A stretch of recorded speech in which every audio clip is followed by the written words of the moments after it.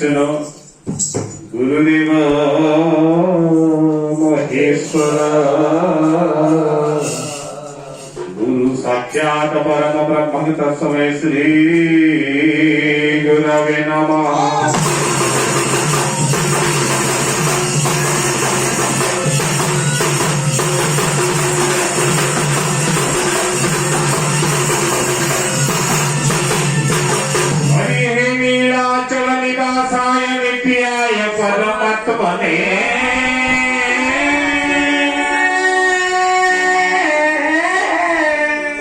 भद्र सुभद्र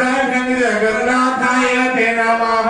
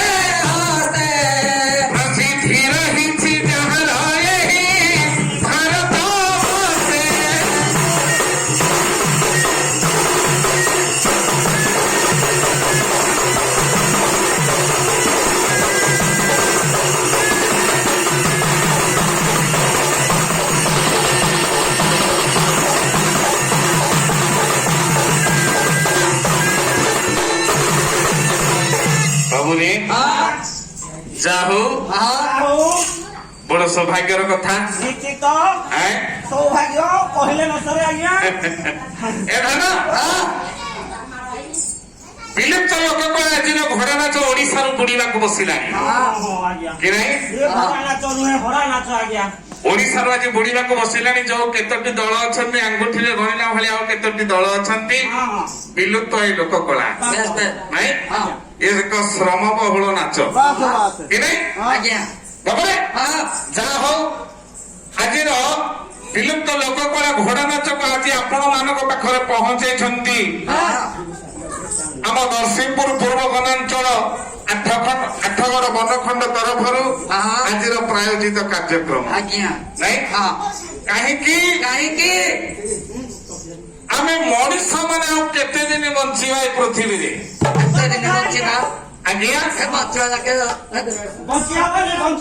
ये सद्य त्रेतया द्वापर कली चारिटा जुग को आम आसी पहुंची गले बंचा ना नहीं मनीष मैंने बंचा भल पाऊना आसतु परीक्षा कर देखा आज्ञा आम आसिले ठीक अच्छे आम पुओ नाती मैंने दुनिया को आसवे तो जो भाया परिस्थिति आमे सृष्टि कले आम पुओ नाती मैंने दुनिया देखिए केजाणी 2021 मसीहा 2035 कि 55 मसीहा बेलू ଏ ପୃଥିବୀ ଆଉ ଥିବ ତ ଦୁନିଆ ଥିବ ମଣିଷ ଆଉ ଥିବେ ଜନଶୂନ୍ୟ ହେଇଯିବ ସାରେ। ଏ ପୃଥିବୀଟା ମଣିଷ ଶୂନ୍ୟ ହେଇଯିବ ଆଜ୍ଞା। କାରଣ କାରଣ ଅନେକ ଜୀବ ଆମକୁ ଛାଡିକି ପୃଥିବୀରୁ ଚାଲିଗଲେଣି ଚାଲିଗଲେଣି। ତଥାପି ମଣିଷ ଆମ ଚେତା ଆସୁନି ଆମ ମଣିଷ ମାନଙ୍କର ଆମେ ନିଜେ ଯୋଉ ଗଛରେ ଠିଆ ହେଇଛି ସେଇ ଗଛର ମୂଳଟାକୁ ହାଣି ଦଉଛି। ଅନ୍ୟ ରାଜ୍ୟ ମାନଙ୍କରେ ଏମିତି ନାହିଁ ଆଜ୍ଞା,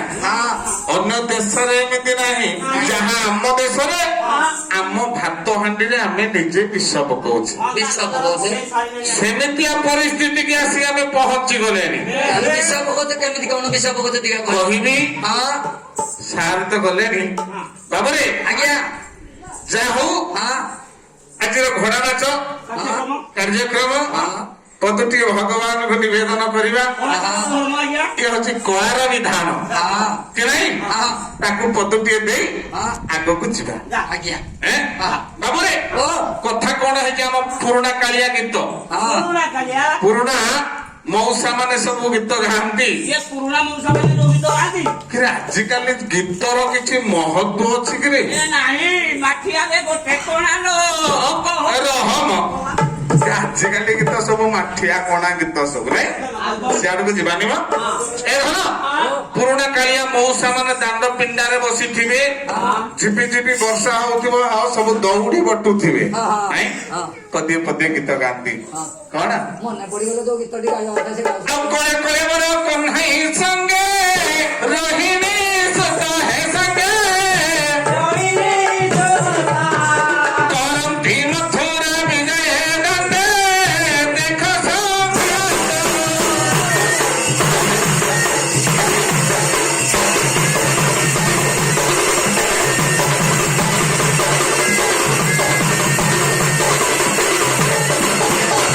ହସି ପଡୁଛି କି ଆକାଶ ସତେ ଗଙ୍ଗା ଯମୁନା ହେ ସତେ ଗଙ୍ଗା ଯମୁନା କ୍ଷୀର ସଙ୍ଗେ ପ୍ରାଣ ଶଶିଲେ ନାଚ କଳ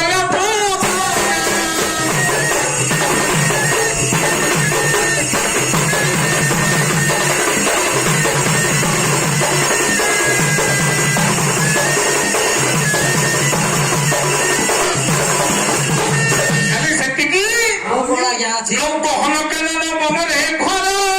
ବରଷା କାଳ ହେଳର ବରଷା କାଳ ଗିରି ବାମ ପରେ ପଳିଲେ ନନ୍ଦ ଯଶୋଦା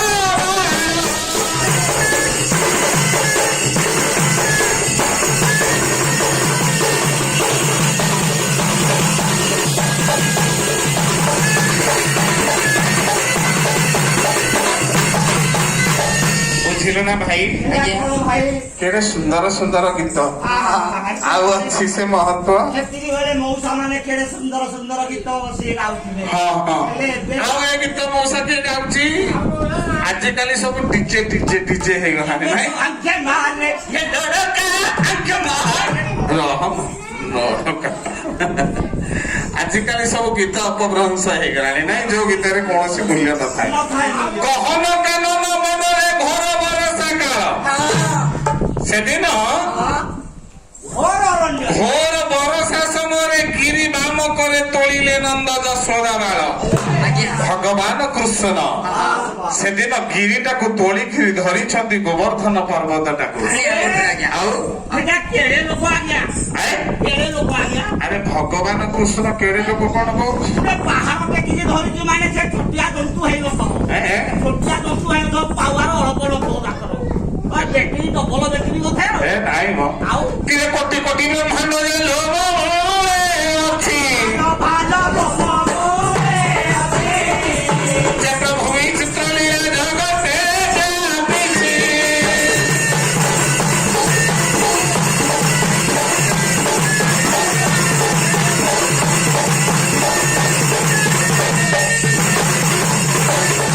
ଏ ଧନ କୋଟି କୋଟି ବ୍ରହ୍ମାଣ୍ଡ ଯାହା ଲୋମ ମୂଳରେ ଅଛି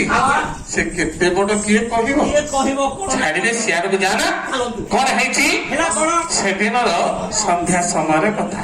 କୋଉ ଦିନର ସନ୍ଧ୍ୟା ଆଜ୍ଞା ଦିନକର ବ୍ରଜପୁରର କଥା ଏକ ସନ୍ଧ୍ୟା ସମୟର କଥା ହେଇଛି କଣ ଭଗବାନ କୃଷ୍ଣ ସୁଦାମ ସୁବଳ ମଧୁମଙ୍ଗଳ ଆଦି ସଖା ମାନଙ୍କ ସହିତ ଅରଣ୍ୟରୁ ଗାଈ ଚରାଇ ବୃନ୍ଦାବନରୁ ଗାଈ ଚରାଇ ଗାଁକୁ ଫେରୁଛନ୍ତି ଗୃହକୁ ଫେରୁଛନ୍ତି ଆଚ୍ଛା ଆଚ୍ଛା ଏ, ଆଉ ସାରେ ହଁ ଗୃହକୁ ଫେରିବା ପୂର୍ବରୁ ହଁ ସନ୍ଧ୍ୟା ହେଇଛି ନା ସନ୍ଧ୍ୟା ହେଇଛି ସାଙ୍ଗମାନଙ୍କୁ ସବୁ ଡାକୁଛନ୍ତି ଏଇଟା କେମିତି ହେଲା ମୁଁ ଟିକେ ବୁଝିବି କଣ ଏଇଟା କେମିତି? ସନ୍ଧ୍ୟା କେମିତି ହେଲା ମୁଁ ଆଉ ଟିକେ ଆଗକୁ ଗଲା ବେଳକୁ ଇଏ ମତେ ପଛକୁ ଭିଡ଼ିଲାଣି ଗଲା ସେ ସେଇଭଳିଆ ଲୋକ ଏ ଅସ୍ତ ହେଲେ ଦିନ ମଣି ଦିନ ହେଲା ଶେଷ ଭାଲ ଭାଲ ସେଇ ରଜନୀ ରାଣୀ ଧରି କଳା ବେଶ।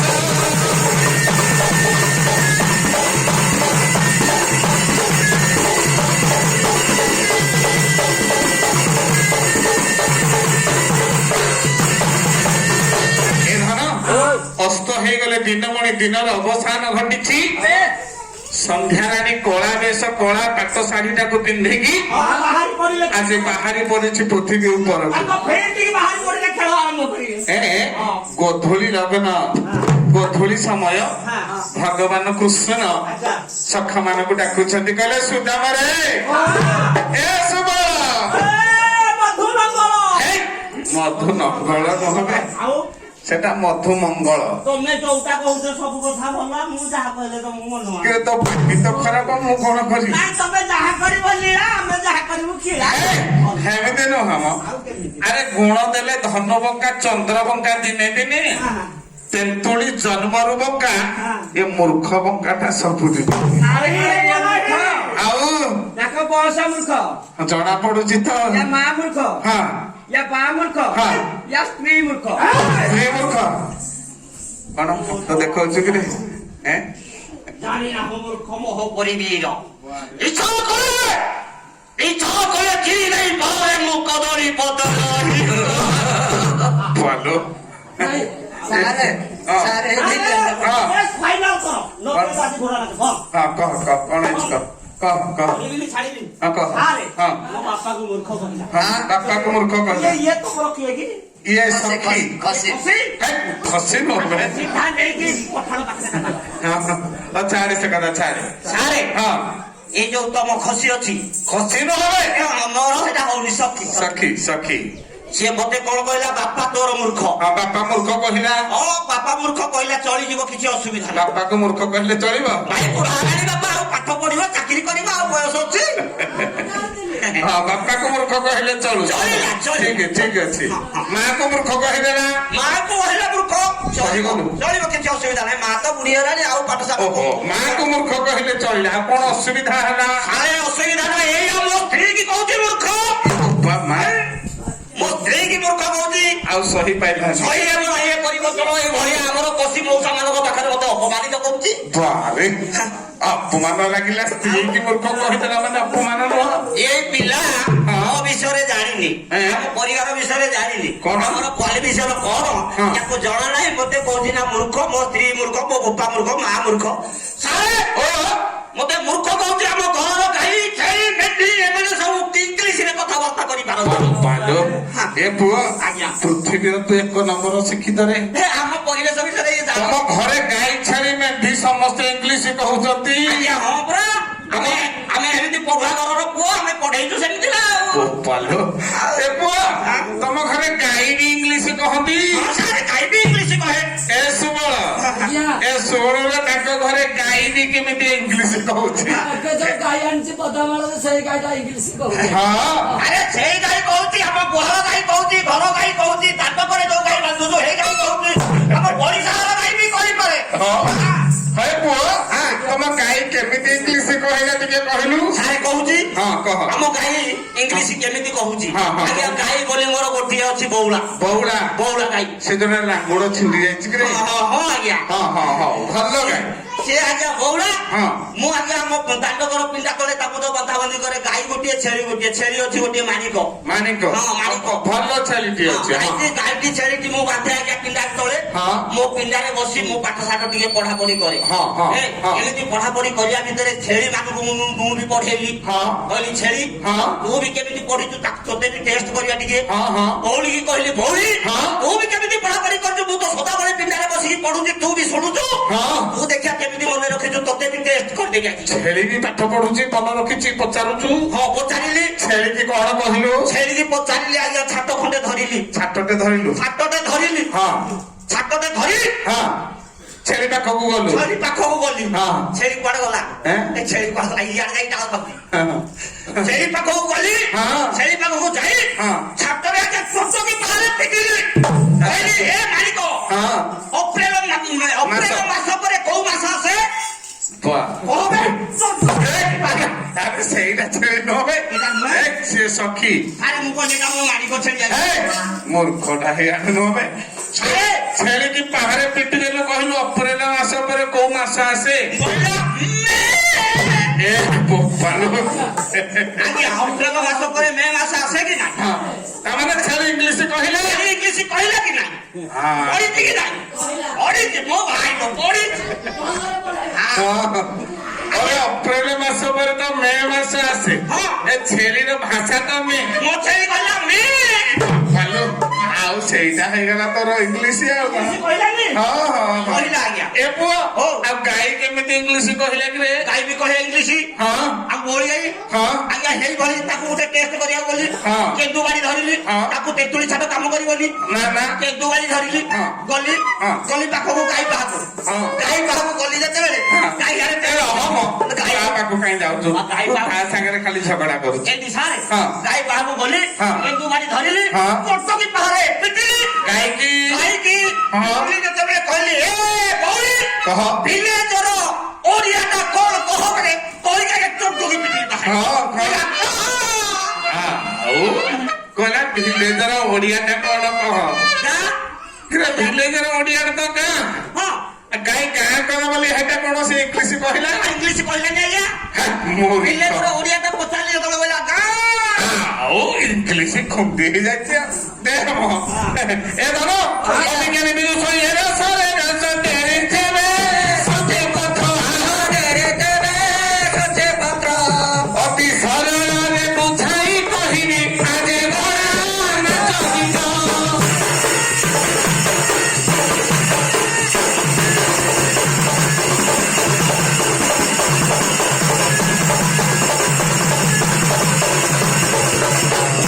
ତାପରେ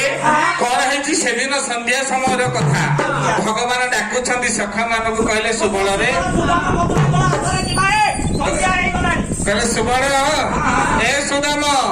ଆରେ ସନ୍ଧ୍ୟା ହେଲାଣି ରେ ଗାଈ ମାନଙ୍କୁ ସବୁ ନେଇକି ଗୃହକୁ ଫେରିଯିବା ଆଉ ଶୁଣ ସୁଦାମ ସୁବଳ ସଖା ମୋର ଶୁଣ ସୁଦାମ ସୁବଳ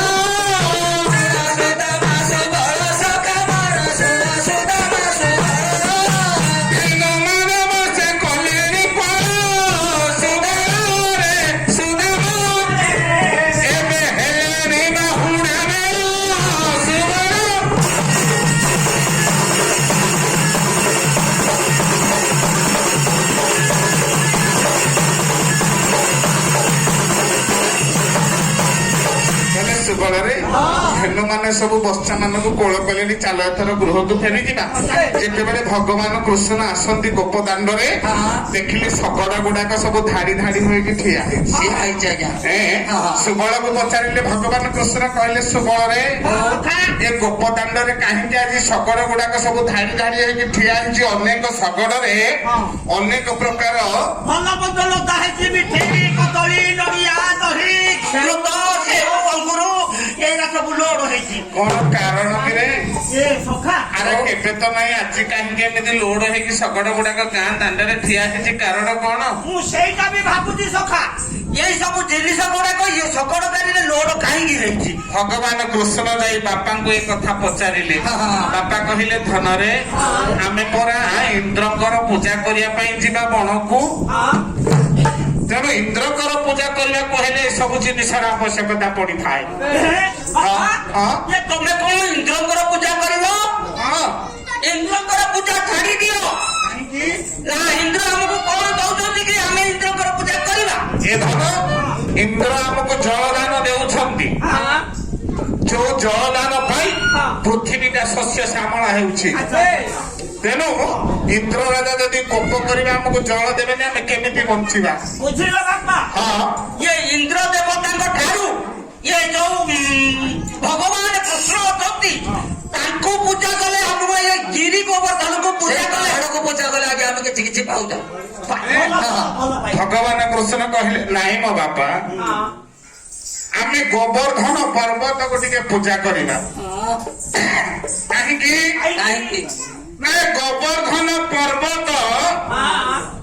ଆମକୁ ସବୁ ଦଉଛି ଦଉଛି କାରଣ କଣ କଣ ଦଉଛି ଏ ଗୋବର୍ଦ୍ଧନ ପର୍ବତ ଆମକୁ ଅନେକ ପ୍ରକାର ଫଳମୂଳ ଦେଉଛି ତାର ଚାରଣ ଭୂମିରେ ଗାଈ ମାନେ ଧେନୁ ମାନେ ଚରି ଅନେକ ଉପାର୍ଜନ କ୍ଷୀର ଦଉଛନ୍ତି ଆଜ୍ଞା ଦୁଗ୍ଧ ଉତ୍ପାଦନ ହେଉଛି ତେଣୁ ଆମେ ଗୋବର୍ଦ୍ଧନକୁ ପୂଜା କରିବା ବାବୁରେ ପ୍ରାତ ସମୟରୁ ଗୋବର୍ଦ୍ଧନକୁ ପୂଜା କରିବା ପାଇଁ ଗଲେ ଏ ସମୟରେ କଣ ହେଇଛି ଭଗବାନ କୃଷ୍ଣ ଯେତେବେଳେ ଗୋବର୍ଦ୍ଧନକୁ ପୂଜା କରିବା କଥା କହିଛନ୍ତି ଏ କଥା ଜାଣିଲେ ଦେବର୍ଷି ନାରଦ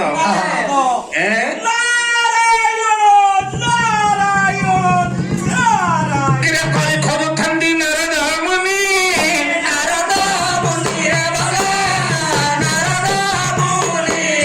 ବଳି ଖୋଜୁଥାନ୍ତି ଶିବ ଘରଣୀ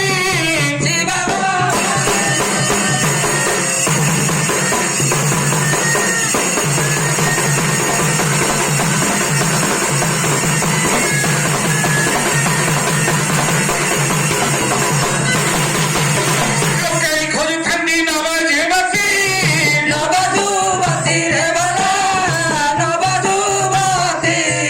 ବଳି ଖୋଜୁଥାନ୍ତି ସୁନ୍ଦରପତି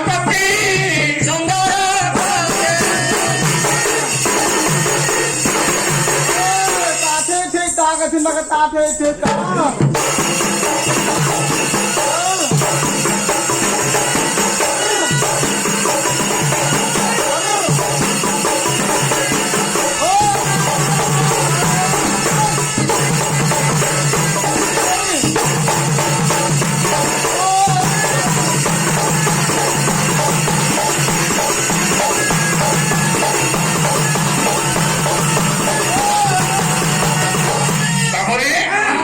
ମାଳି ଖୋଜୁଥାଏ ଫୁଲ ଭାଲରେ ମାଳି ଖୋଜୁଥାଏ ଫୁଲ ପିଲେ ଖୋଜୁଥାନ୍ତି ଧୂଳି ଖେଳିବାକୁ ଶାଳି ଖୋଜୁଥାଏ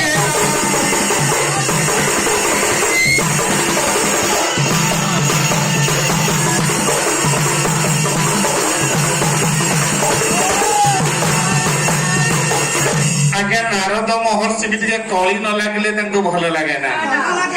କଳି ନହେଲେ ମା କାତ୍ୟାୟନୀ ଦୁର୍ଗା ଶାନ୍ତି ହୁଅନ୍ତି ନାହିଁ ହଁ ଖାଲି ନାରଦ ଏଇଟା ଖୋଜିଲେ ପାଇଲେ ଭଲ ଲାଗେ କି ଆଉ କାହା କଣ ଭଲ ଲାଗେ କହୁଛି ପରା ପାଣି ଖୋଜୁଥାନ୍ତି ସୁନ୍ଦରପତି ମାଳି ଖୋଜୁଥାଏ ଫୁଲ ପିଲେ ଖୋଜୁଥାନ୍ତି ଧୂଳି ଖେଳିବାକୁ ଶାଳି ଖୋଜୁଥାଏ ଗେଲ ବାବୁରେ ଆଜ୍ଞା ହଁ ଏ ଶାଢୀର ମହତ୍ଵ ଜାଣିଛି ଆଜ୍ଞା ଶାଢୀର ମହତ୍ଵ କଣ ଜାଣିଛି କଣ ତୋର ଶାଢୀ ଅଛନ୍ତି ମୋର ତ ନାହାନ୍ତି ଆଜ୍ଞା ଆଉ ମୋର ଗୋଟେ ନାହାନ୍ତି ଗୋଟାକର ଫାଳେ ବି ନାହିଁ ଆଣିବି ନାହିଁ ହଉ ଛାଡି ସିଆଡେ ଯିବାନି ଆଜ୍ଞା ଆସିବ ଏ ଶାଢୀ ତାର ନାହିଁ ହଉ ଛାଡେ ମୁଁ ସିଆଡେ ଯିବାନି ଏ ଧନ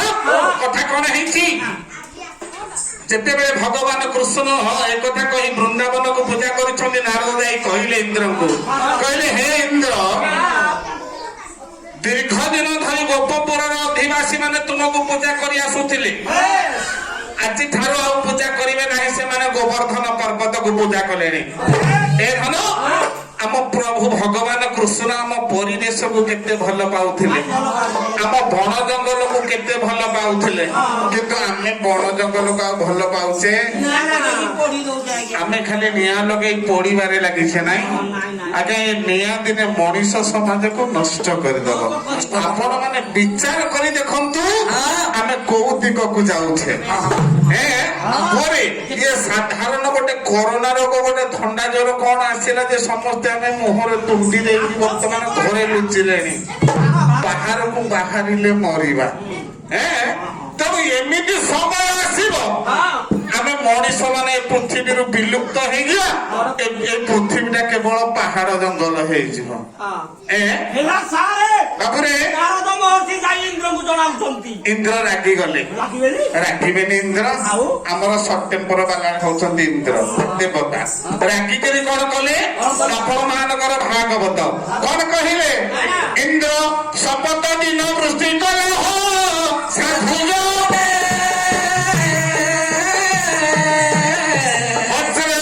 ଘାଟେ ପଥର ବରସିଲା ସାଧୁ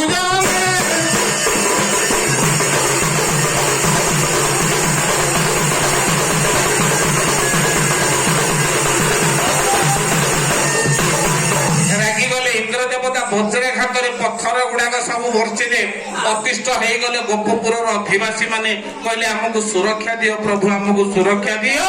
ଯେ ପ୍ରବଳ ଝଡ ତୋଫାନ ଦାଉରୁ ଆମକୁ ରକ୍ଷା କର। ରକ୍ଷା କର, ରକ୍ଷା କର, ରକ୍ଷା କର। ଯେତେବେଳେ